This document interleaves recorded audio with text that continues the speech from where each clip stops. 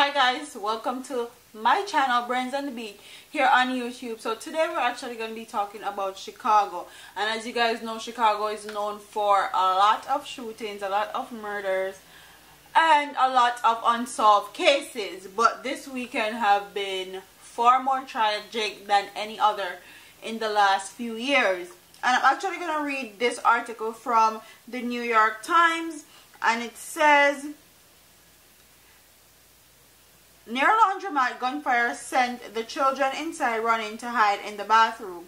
After a funeral meal, mourners in a courtyard were sprayed with bullets. The wounded included 4 teenage girls. At a block party providing distraction from the weekend heat, Janae Patterson, 17, was shot in the face and died. Scenes like these unfolded over and over again in Chicago during the course of a long, exceptional, violent weekend.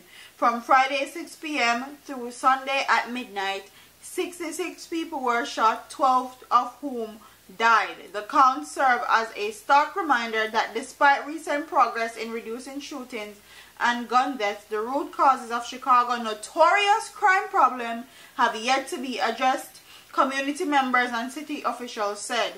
As of Monday evening, the police had no arrests in connection with the shootings. For my Jamaican people, don't this sound also familiar? Pray for our city, my baby is gone, wrote Miss Patterson's mother Tamika Humphreys on her Facebook page. John A. Stronger Jr. Hospital on the city west side was so busy that all but immediate family members waited outside for updates of their wounded loved ones, embracing and in some cases kneeling. You could just feel the grief, said Eric Russell, a community activist who visited them. You had people crying and just laying down on the concrete. Violence reached a peak early Sunday when 30 people were shot in a 3-hour span between midnight 3 a.m. and an average of 1 every 5 minutes so far. 8 of the shootings during that period had 3 or more victims, and over the weekend 14 children were shot, 2 both 17 died, and the youngest victim was 11 and the oldest was 62.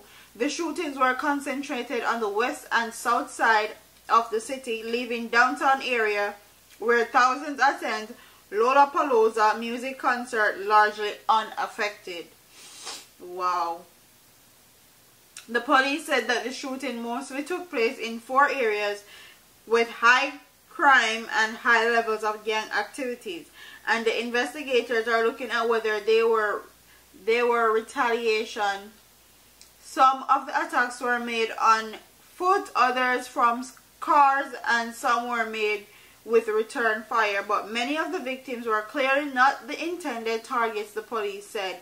Despite a steady decline since 2016, shootings in Chicago in the first 5 days of August were higher than they have been for some period in recent years. According to the University of Chicago Crime Lab, which tracked gun violence in the city, it had seemed like the city was trending in the right direction, but you see this, anybody who lives in the city of Chicago is going to be concerned, said Jen Ludwig, the Crime Lab director.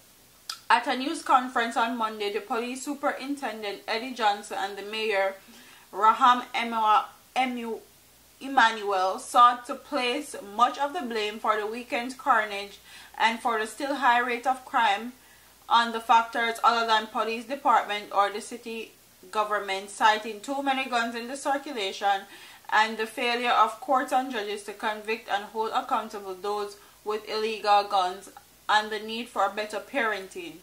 And that's all I'm going to read from that article.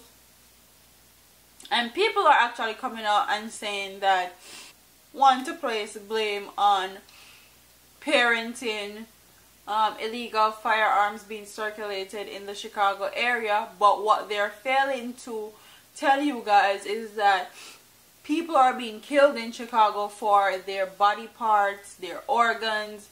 Kanika Johnson was one of the well-known cases that was blown up on news, and on social media, and then after that they just swept it underneath the rug.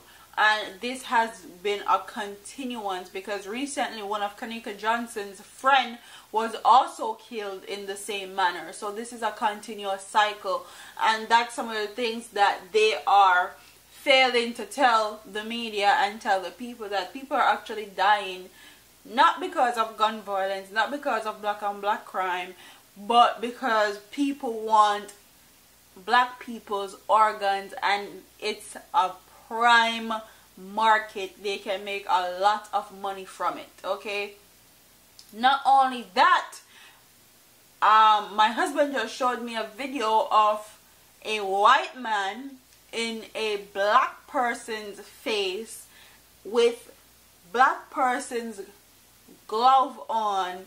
And if you see, I'm gonna insert the video of this man in this video so you can see. New video review of something somewhat new and something very new. What I'm wearing right now is a dermal synthetics derrick mask, and it fits great, as you can see. I don't have any makeup on under my eyes right now, but I am wearing my contacts. Have a nice shiny bald head. The other things that are really new are these. And this is a smaller version of the normal gloves from CFX. And they were able to skin match the color of the mask to the gloves. I've had SPFX gloves before, and while they fit pretty well, they were very poorly made. They ripped a lot, and they really didn't feel as great as these do. As you can see, they really match the color of the mask very well, and they don't really look that big, so you can really get away with it. Also had Wes give me a little bit of a arm tattoo on this one, and wearing a watch. One of the great things about this is the dexterity that the gloves provide.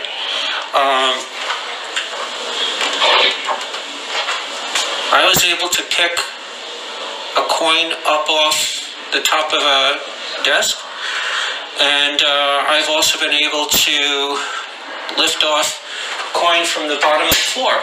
So these are perfect. They look really great. They are pretty high. As you can see, they almost go to the elbow, and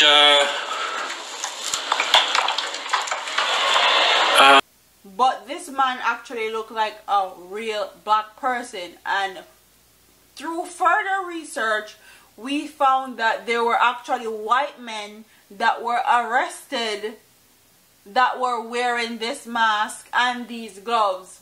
So a lot of these crimes that are happening in Chicago that we think is black on black crime, or black man is trying to kill other black man and it's gang violence and all of that, is not the case. A lot of people are going around wearing these black people's face masks and gloves and pretending to be black people and just killing, and a lot of people don't know it, because I had no clue until I actually saw it online recently. So don't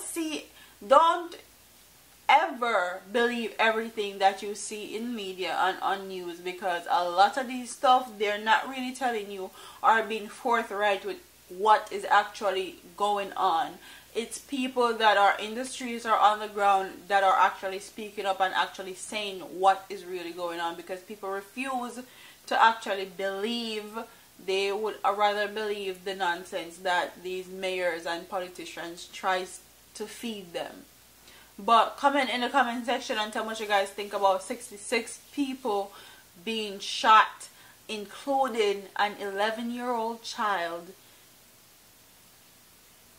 and multiple other children over the course of the weekend. What do you guys think about it? Do you think that they are going to solve these cases? Do you think that they're actually going to address the real issues, that a lot of these crimes are not being committed by black men but white men in black people's mask pretending to be black men, or they're trying to kill these individuals for their organs? Comment in the comment section and tell me what you guys think. Don't forget to like, comment, share, and subscribe to your girl here on YouTube. My party here, man. Deuces.